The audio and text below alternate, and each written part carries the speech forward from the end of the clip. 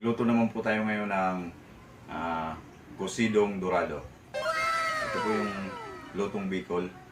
Ito po yung ating mga kailangan natin sa ating pagluluto. Ito, isdang dorado, talbos ng kamote, sibuyas, kamatis at siling haba at kalamansi. So yan po yung ating mga kakailanganin.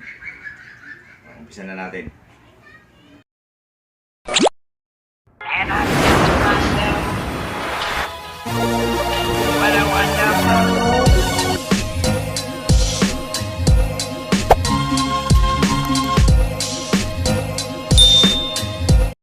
Ito po muna natin gagawin. Magpakulo lang muna tayo ng tubig. Isabay na lang po natin yung kamatis. Hayop ka talaga! Ang ganda mong lalaki! Hintayin po natin kumulo. Saka natin ilalagay ang isda. Tama na. Ayan po, kumulo na po siya.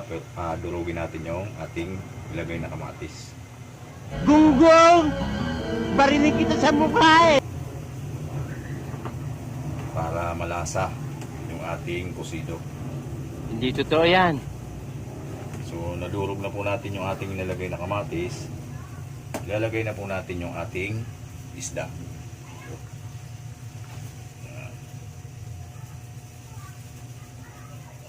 Ingat po, baka mapaso. Mainit po yan. Antayin po natin maluto yung ating isda. Takpan po din natin. Hinaan natin ang apoy.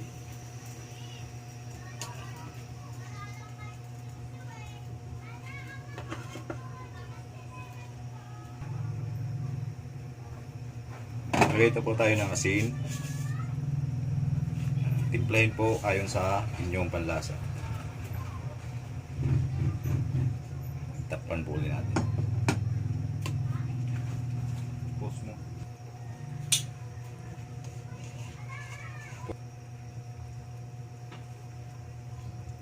Ayan po, luto na po yung ating isda. Lalagay na natin yung ating talbos ng kamote at sili. Unahin natin sili, siling haba, talbos ng kamote. Yan. Saglit lang po ito maluto na talbos.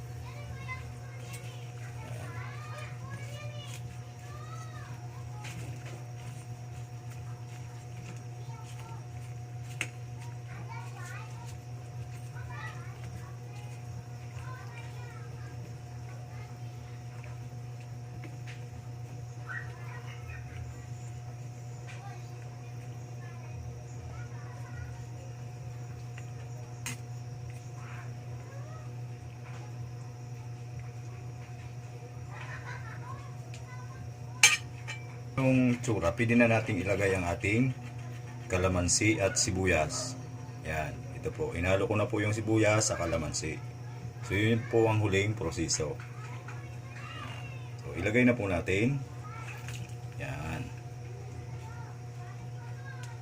At takpan natin muli.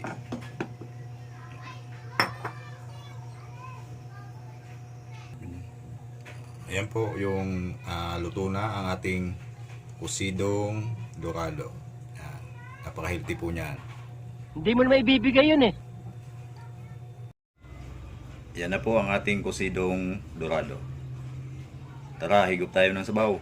Oh my God! Wow! Salamat po sa panonood ninyo.